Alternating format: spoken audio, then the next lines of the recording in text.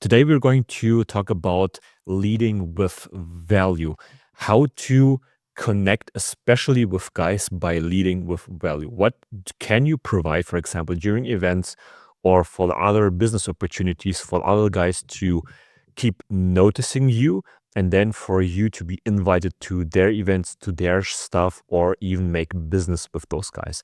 So there are a few key things that we need to talk about. It's a big part of networking, and we will dive right into it together with my co-host Ans. So let's jump right into it. So Ans, tell me, you were able to connect in Munich with one of the leads, I mean like top lead guys here in Munich when it comes to fashion shows, events, charity galas, so on and so forth.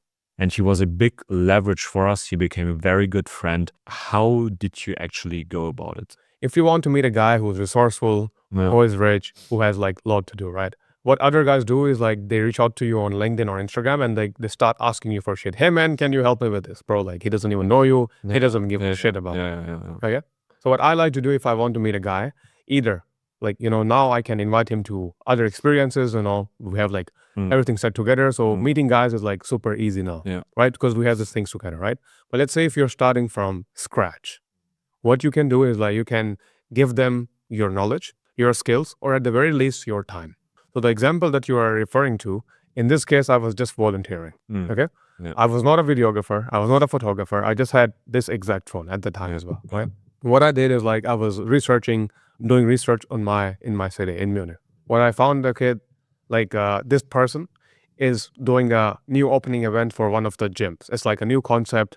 Did it work? I don't know. But like they were doing this interesting concept, bringing the club into the like a gym. Right. They instead of alcohol, they had like energy drinks, that kind of thing. And what I found is very interesting. I reached out to their events page. I'm like, hey, I would love to help you out to do videography. Was I a videographer? No fucking clue. I didn't even know. I'm like, I just have my phone. It's like, okay, do you have a video camera? I'm like, no, I just have my phone. But like, I would like to help you guys. Okay. Imagine this, right, Max, right? If a person comes to us, hey, I would like to make a video for you for free. Would we say no? No, actually, no. Unless we have 10 videographers, which is never the case. Videographers are always expensive. So we would always say yes to more videographers. They have nothing to lose, right? I got to be part of that event, right? I met some cool girls. Yeah. Some of them we are still even friends with. So I met this person there the first time, and then I'm like, hey man, like I would like to help you out. He's like, hey, just like how would you like to help? I'm like, I would like to do some videos, and then I will like do some after video for you. Had basically no skills. Like I'm not a videographer, not a video editor. I like did like a small $20 course from CapCut. I didn't even know color grading at the time. Okay, I will do something. I will just provide value. As the event was happening, I was taking videos, taking photos. I did not even have a like a proper ring light with me or like a video light with me. I had like a power bank with a big ass light, and I used it. It worked phenomenal. At the end, I posted an after video, and like they fucking reshared. Everyone reshared who was in that video, and I made some initial connections there. Yeah. And not only I recorded the videos, but I stayed there until they closed everything. I'm like, okay, for me, it's important to build connection. What I did is like, because like, they were growing at the time, they needed some help with moving boxes, things like that. So I just gave my time. And remember, like it's not like I need money from them, right? I needed to build connection with them. So I'm like, hey, I will help you to move boxes. Who the fuck does that? Yeah. So a guy comes to you, he's like, helping you do the video. He's like, hey, I will move boxes for you. I will do like, like labor work for you without asking for anything. No. How would you feel? Wouldn't feel like, hey man, like I owe this guy something. Yeah, it would feel a little bit suspicious. I mean, does he have a boring life? Why is he asking? But most probably, of course, he maybe wants to connect with me, maybe wants to get in touch with me. Guys like that, they're not stupid, but of course, they won't say no to some free help, right? It's all about how you come across, right? Yeah. So, but like you have to come across, okay, that you don't have an agenda. And then I saw, okay, we have good connection. He was happy with the video that I posted, didn't ask for anything in return. Yeah. And then I see that he has a big fashion event coming in like 2 weeks from that place. Hey man, can I bring some people with me? He's like, yeah, sure. Like send me over. I had 10 people. From 10, we had like 20, 50. And at the end, he gave me a guest list for the biggest fashion show in my city for 100 people. That was like a banger. That changed everything for me. And then we were able to do that big fashion show. Was like a biggest one in Munich, and I was able to connect with you there, right? And with other guys and like, so many other models that we are still girls we connected to, and that elevated my status very, very quickly. And other stories, like, there are similar stories, like, we going to a supercar event and then helping them with video content or just giving our time. Over there, we made some good connections. When I started out and we got connected to each other, I was more the content type of guy. So my biggest leverage was creating content. So I didn't do much of the networking, but everywhere where I was, I helped out the most with editing the videos, creating sick ass after movies, so on and so forth. I always could lead with content. So my strength was the part of the work that happened after the event, providing people with content that they can then share. And what then happened, you connected me with a guy who was a party and event host here in Munich, which happened to be a friend of that guy you were talking about. So they're working always close together.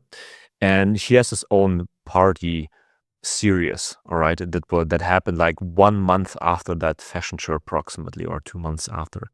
And he wanted to have a photographer there, a videographer to record this event. And I came there, I think the third or fourth time that I did club photography and club videography.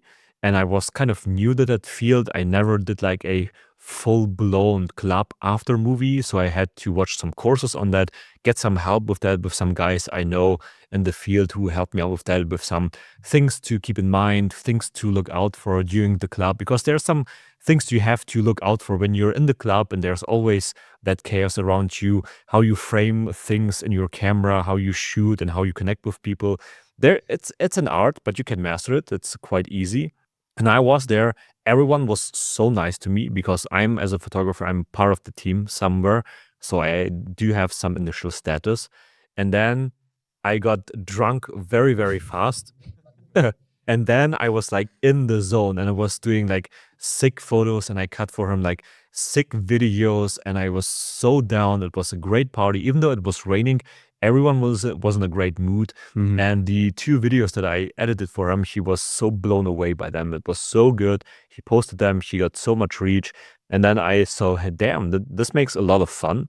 I have a lot of fun doing this. And then let's reach out to some other club owners and try to connect with them that way. And then I did some other after events movies, some other club photography here and there, got connected mostly to those guys through other event hosts or by you with all the people that we met throughout the course of the year. And I think it all peaked when we had I think it was in November or December last year when we were in that one club, which is called... It's not, it's like the club is even gone. Holy club. Yeah, Holy Club. Yeah, It's not even, it's even gone. yeah, it's gone, unfortunately, here in Munich. But that night, like, that changed everything because I think it was the first time where we both were in the club, surrounded by girls, not only being surrounded by girls, but so many jealous guys looking at us like in envy, like what the fuck is happening? Because that one guy asked me to do photos and videos for his club. And in return, he offered us, without us asking him, he offered us a table with some drinks for us just to leave some tip there at the end, which is quite normal. And then that's it. And we came to the club, had a sick-ass table. We had a lot of beautiful girls with us. We were having a lot of fun. People were getting drunk. We were dancing around. I mean, we were making out with girls, pulling them here and there. There was chaos involved. We were doing photos. And I remember so many girls were looking at us and being so jealous. So this was one night where it for me clicked as well, where, hey, damn, this status thing, it kind of works. Yeah, that was a wild fucking night. I remember that.